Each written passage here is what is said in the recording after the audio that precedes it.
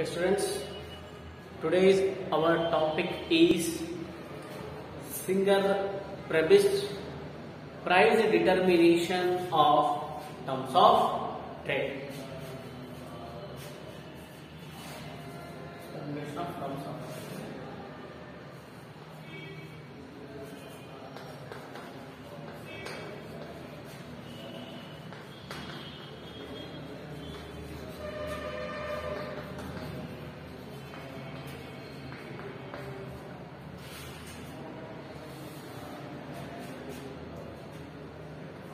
Singer-Prebisch determination of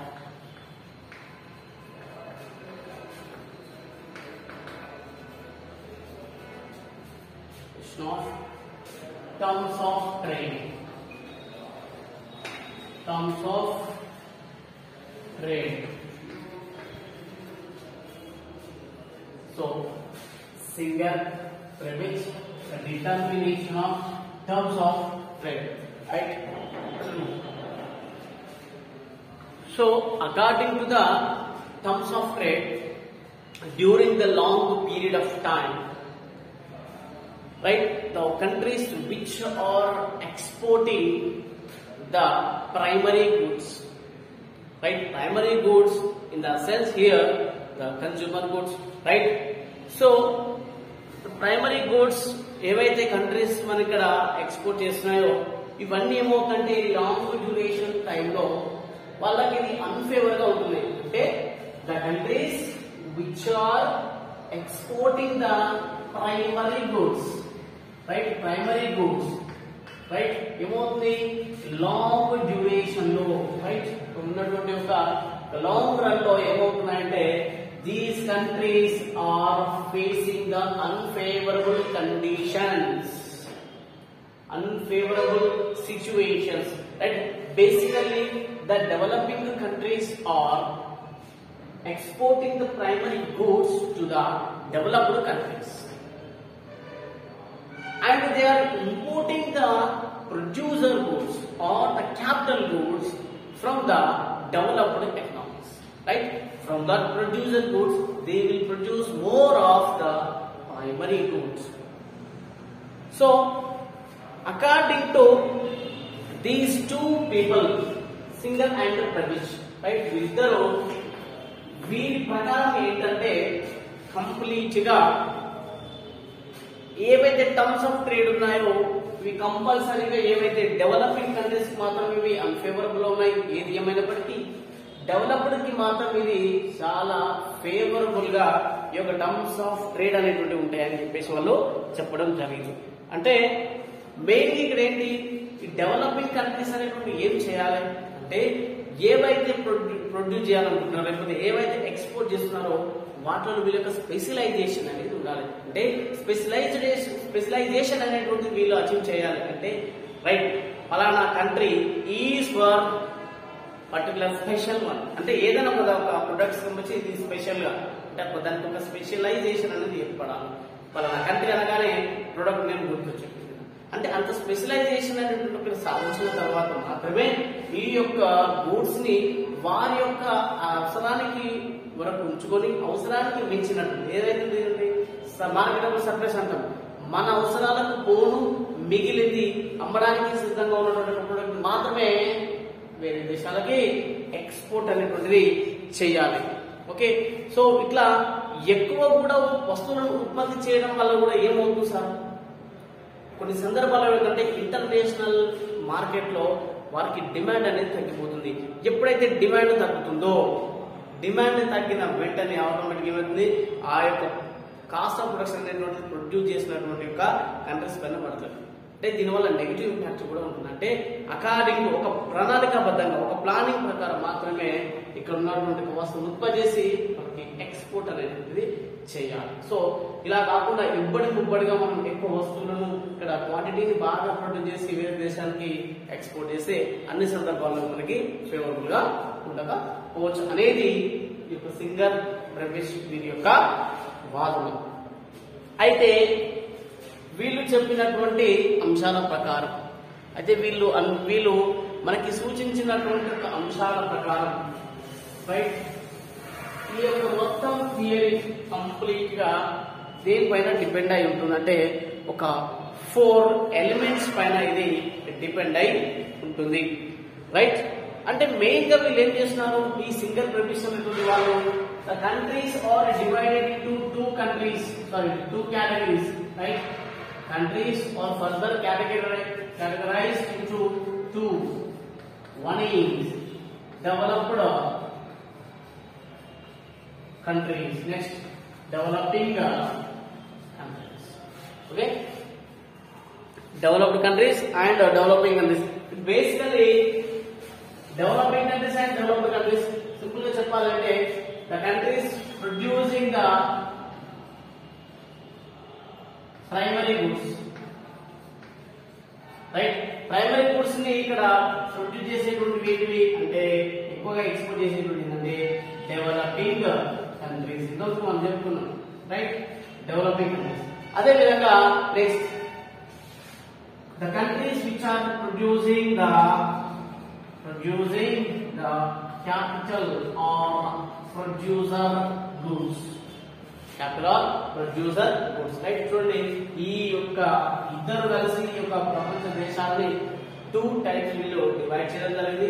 ఒకటి primary products ని export చేసేటువంటి కంట్రీ అని, అదే విధంగా ప్రొడ్యూసర్ గూడ్స్ ని ఇక్కడ ఎక్స్పోర్ట్ చేసేటువంటి కంట్రీ అని చెప్పేసి 2 ways చేయడం జరిగింది. అయితే ఈ ప్రైమరీ గూడ్స్ ఏమో తయారు చేసేటువంటి డెవలపింగ్ అయితే, ప్రొడ్యూసర్ గూడ్స్ తయారు చేసేది మాత్రం డెవలప్డ్ రైట్. డెవలప్డ్ కంట్రీస్ మాత్రమే దీన్ని ఇక్కడ ఉత్పత్తి చేయడం సరే.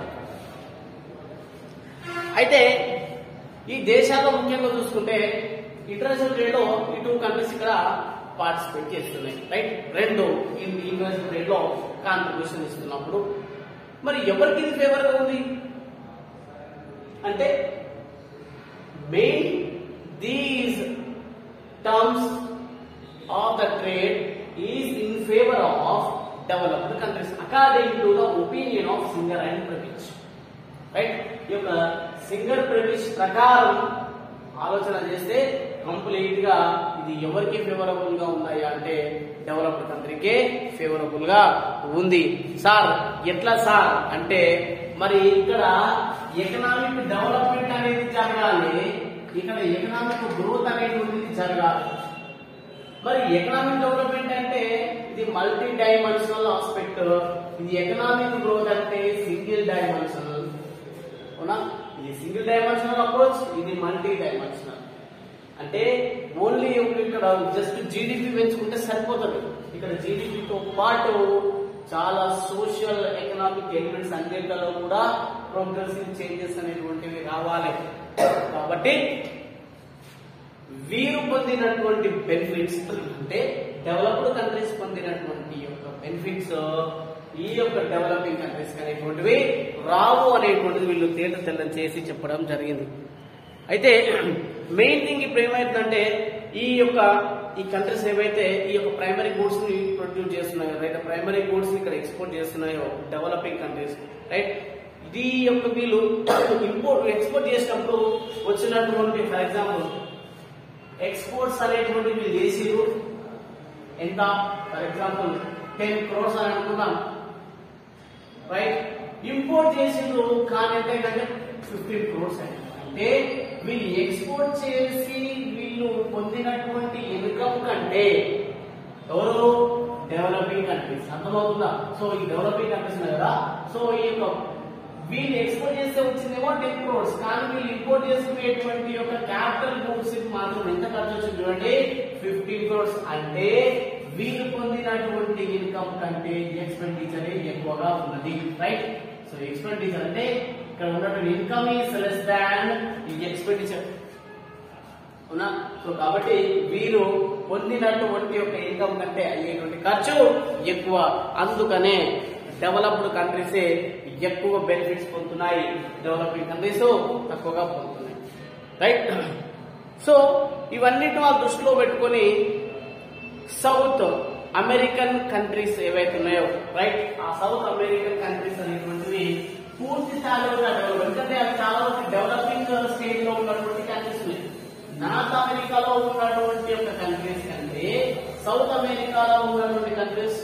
డెవలప్మెంట్ లో చాలా వెనుకబడి ఉంటాయి. ఓకేనా? కాబట్టి ఈ సౌత్ అమెరికన్ కంట్రీస్ కనుక వీళ్ళు డెవలప్ కావాలి అంటే తప్పకుండా ఏం జరగాలట, ఇండస్ట్రియలైజేషన్ జరగాలని వీళ్ళు సజెస్ట్ చేయడం జరిగింది. ఓకేనా? సో వాళ్ళు పూర్తి స్థాయిలో వీళ్ళు ఇండస్ట్రియలైజేషన్ జరిగిందంటే ఆటోమేటిక్ గా కొద్ది వరకు ఈ ఎక్కువ ఎకనామిక్ డెవలప్మెంట్ వాళ్ళు అచీవ్ చేసిన వాళ్ళు అవుతారనేది ఉద్దేశం.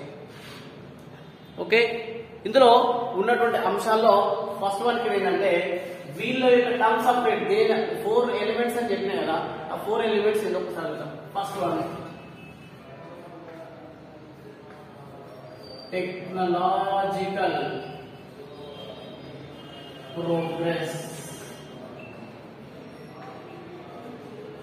Okay, technological progress terms of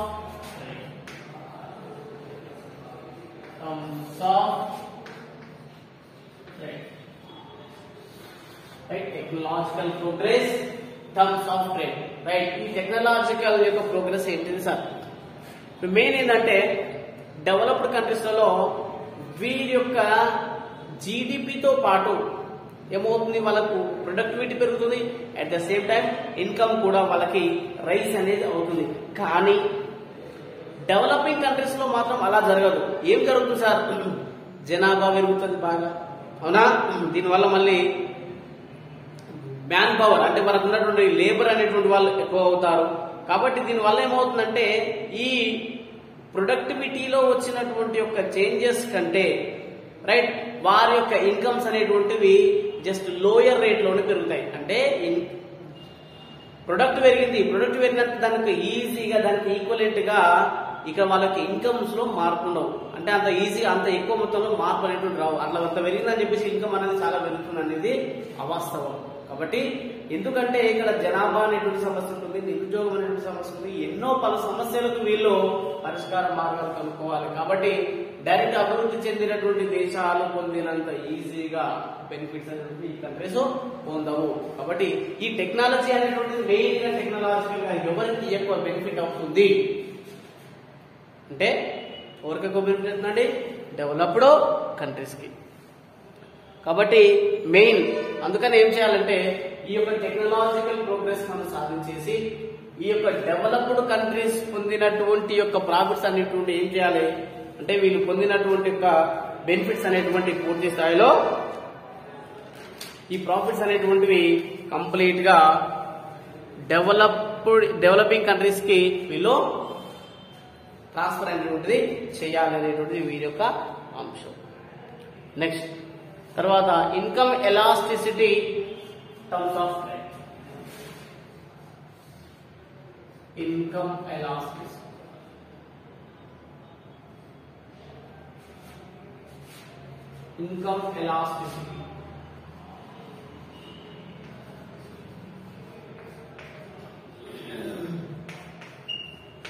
terms of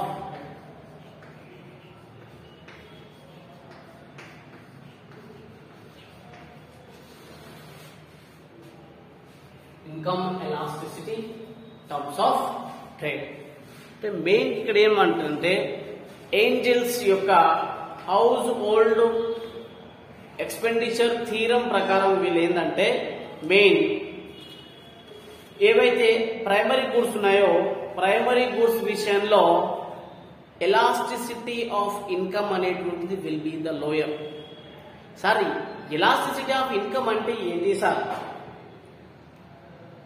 అంటే ఇన్కమ్ లో వచ్చినటువంటి యొక్క చేంజెస్ కి డిమాండ్ లో వచ్చినటువంటి యొక్క చేంజెస్ కి మధ్య ఉన్నటువంటి ఒక రేషియోనే ఎలాస్టిసిటీ ఆఫ్ డిమాండ్. అంటే ఇన్కమ్ లెవెల్ పెరిగినప్పుడు తన యొక్క డిమాండ్ అనేటువంటి పెరుగుతుంది. రైట్, అది ఎంత మొత్తంలో పెరుగుతుంది, ఏ రేషియోలో పెరుగుతుంది, అదే యొక్క ఎలాస్టిసిటీ. అదే ఇండస్ట్రియల్ గూడ్స్ ఉన్నాయి అంటే మనకు ఉన్నటువంటి ప్రైమరీ గూడ్స్ ఉన్నాయి, ఇండస్ట్రియల్ గూడ్స్ ఉన్నాయి. So industrial goods are nothing but here the capital or producer goods. అంటే ఎప్పుడైతే వ్యక్తుల యొక్క ఇన్కమ్ అనేటువంటి పెరుగుతుందో ప్రైమరీ గూడ్స్ విషయంలో మాత్రం కొంచెం మార్పు అనేటువంటి తక్కువ ఉంటారు, ఎక్కువ ఉంటారు కానీ తక్కువ ఉంటారు. ఇప్పుడు ఇన్కమ్ అనేది పెరిగింది, కొంటారు కానీ ప్రొడ్యూసర్స్ గూడ్స్ కొన్నంత ఎక్కువ స్థాయిలో ఎక్కువ బల్క్ లో ఈ యొక్క ప్రైమరీ గూడ్స్ అనేటువంటివి వాళ్ళు కొనరు. అంటే మెయిన్ దీనివల్ల ఏమవుతుందంటే ఈ పెరిగినటువంటి ఆదాయం అనేటువంటిది ఏ రేట్ అయితే పెరుగుతుందో అదే రేటులో ఈ యొక్క ప్రైమరీ గూడ్స్ అనేటువంటి వీళ్ళు కొనరు. కానీ వచ్చిన రేటు కంటే ఎక్కువ మొత్తంలోనే ఇక్కడ ఉన్నటువంటి యొక్క క్యాపిటల్ గూడ్స్ మాత్రం కొంటారు అనేది దీనివల్ల చెప్తుంది. సో అందుకనే ఇక్కడ ఉన్నటువంటి ఇండస్ట్రియలైజ్డ్ గూడ్స్ కి ప్రొడ్యూసర్ గూడ్స్ కి ఏమో ఎక్కువ డిమాండ్ ఉంది, ప్రైమరీ గూడ్స్ కి ఏమో తక్కువ డిమాండ్ ఉంటుంది. సో దీన్ని బేస్ చేసుకుని కూడా టర్మ్స్ ఆఫ్ ట్రేడ్ అనేటువంటిది డిసైడ్ అవుతుంది. Next market conditions. Market conditions, terms of trade. Terms of trade. Market conditions, terms of trade. Sir ఈ మార్కెట్ కండిషన్స్ అనేటువంటి ఎట్లా సార్ ఎట్లా టర్మ్స్ ఆఫ్ ట్రేడ్ ని డిసైడ్ చేస్తాయి అంటే మనకి మార్కెట్స్ అనేటువంటి చాలా రకాలు ఉన్నాయి. మనం ఇక్కడ కాంపిటీషన్ గురించి మనం మాట్లాడుకుందాం. కాంపిటీషన్ కి సంబంధించినటువంటి అంటే competition market conditions, right? Competition bracket లో రాస్తున్నాను, కాంపిటీషన్, ఓకే. Market conditions. ఇక్కడ కాంపిటీషన్ బేస్డ్ వచ్చేసి markets are classified into two types: perfect competition, imperfect competition. Imperfect competition is classified into four types: monopoly, monopolistic competition, duopoly and oligopoly. Okay. So ఒకసారి చూసుకుంటే perfect competition లో ఏమవుతుంది, complete గా market అనేటువంటిది price ని decide చేస్తుంది. దేని యొక్క ప్రైస్ ని డిసైడ్ చేస్తుంది? అక్కడ ఉన్నటువంటి గూడ్స్ అండ్ సర్వీసెస్ యొక్క ప్రైస్ ని డిసైడ్ చేస్తుంది మార్కెట్. అంటే based on their quantity of supplied and demanded.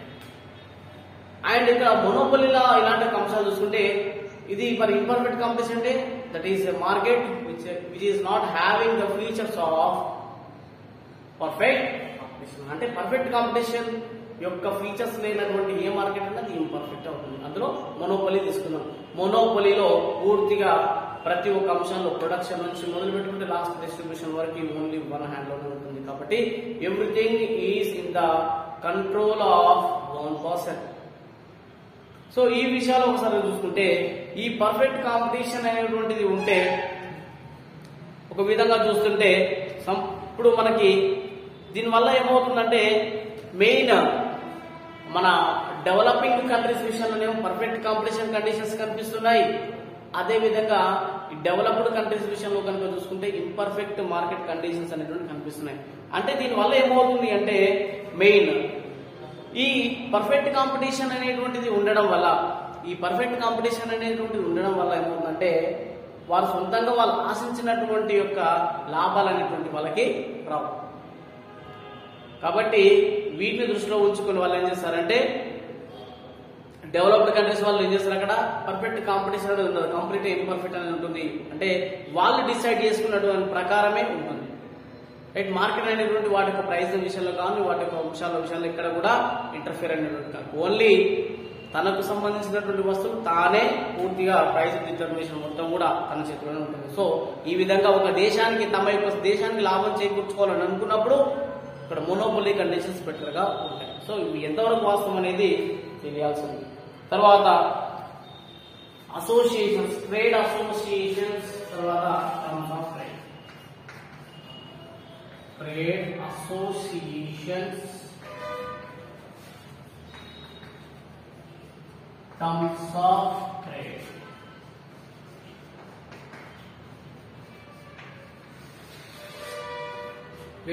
Trade associations, terms of trade. ఇక్కడ ఏంటంటే డెవలపింగ్ కంట్రీస్ అంటే ఉన్నటువంటి ఒక